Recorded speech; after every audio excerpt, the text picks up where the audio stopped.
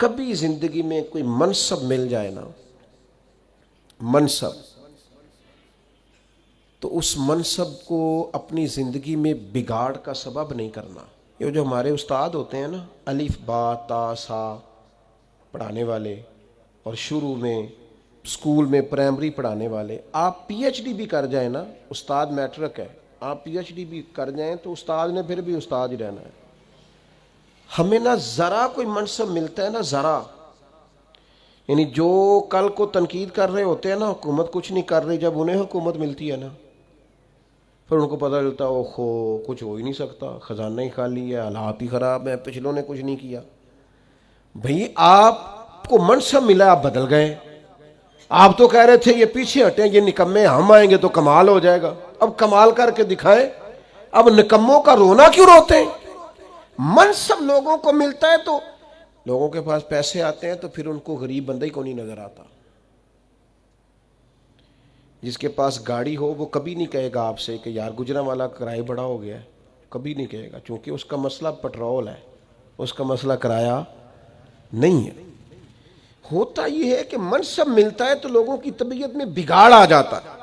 کوئی تو ہو نا جو آپ کو کہے وہ ادھر آئے نا، اس میں بھی ایک لذت ہے۔ اگر انسان کے منصب نے اس میں بگاڑ پیدا، ہمارے منصب ہماری طبیعتوں میں، بڑا ظالم نہیں جو اپنی اماں کو بھی کہتا ہے کہ میں حضرت ہوں، میں ٹیچر ہوں، میں مالدار ہوں، ابا جی کو بھی کہتا ہے۔ آپ کچھ بھی ہو جائیں، کہیں بھی چلے جائیں، وقت کے محدث اعظم بھی ہو جائیں، جنت پھر بھی ماں کے قدموں کے نیچے ہی ہے۔ کیسے ادھر ادھر ہو سکتے ہیں آپ؟ اپنے منصب کو کبھی بگاڑ کا سبب نہ بنائیں۔ میں تھوڑے دن کی بات ہے، ہمارے دوست کچھ پیار کرتے ہیں یہاں، زیادہ نہیں، تھوڑا سا ایک سسٹم ہے رمضان میں کچھ لوگوں کی مدد کرنے کا۔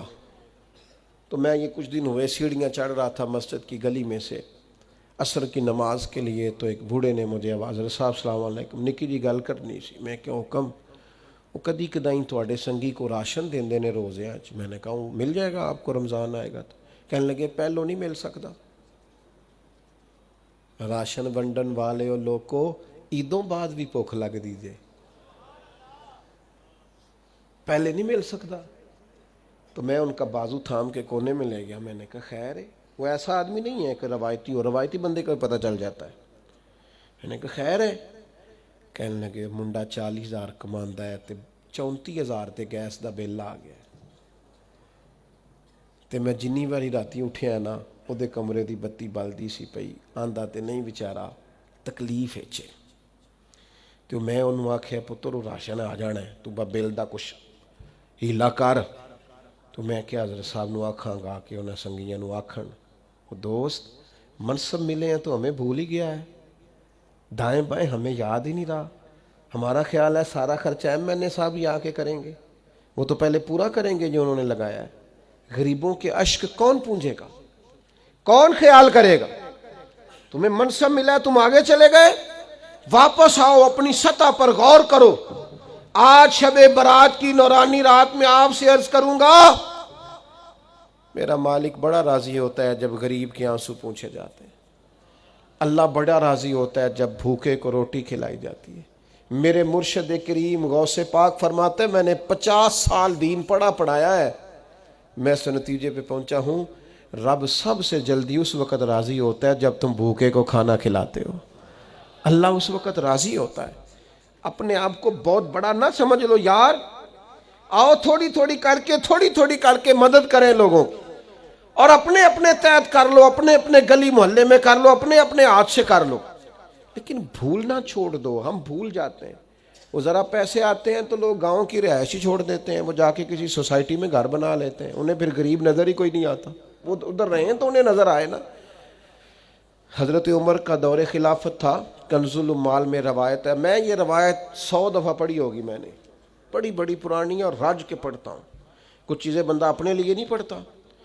مال غنیمت کا اونٹ گم ہو گیا تو حضرت عمر تلاش کر رہے ہیں، کبھی بھاگ کے ادھر جاتے ہیں، کبھی ادھر جاتے ہیں، کبھی دائیں کبھی بائیں ڈھونڈتے ہیں مال غنیمت کا اونٹ مل جائے۔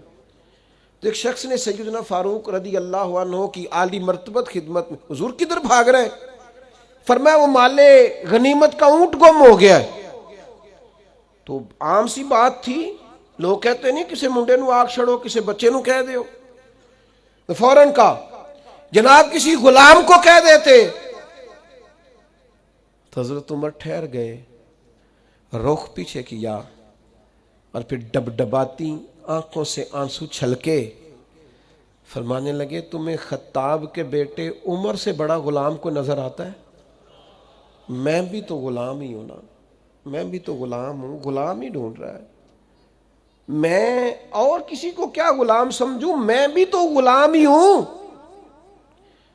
24 لاکھ مربع میل کا حکمران اور فرما بردار ایسے کہ عمر اشارہ کریں تو لوگ جانے ہتھیلیوں پہ رکھ کے آ جائیں, پر وہ فرماتے ہیں غلام ہی تو ہوں, میں غلام ہی ہوں.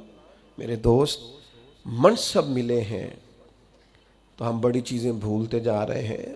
منصب ملنے پر چیزوں کو نہیں بھلائیں, لوگوں کا خیال کریں.